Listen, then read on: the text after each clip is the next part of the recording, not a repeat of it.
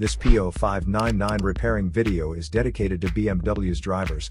If your BMW is getting a P0599 error code, this video is going to show you one practical solution to fix the error code at home. Use the Zeus app to scan your vehicle and see the error code P0599. This means that the engine's thermostat is experiencing an issue with the control voltage.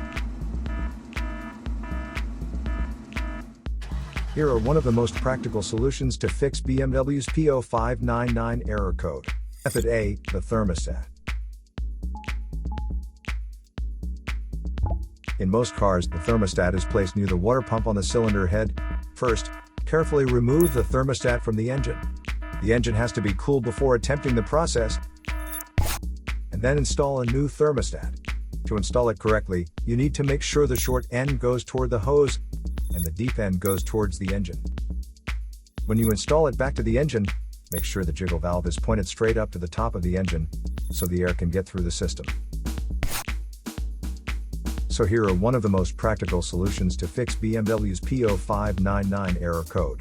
After the repair, you can now use the Zeus app to clear the error code.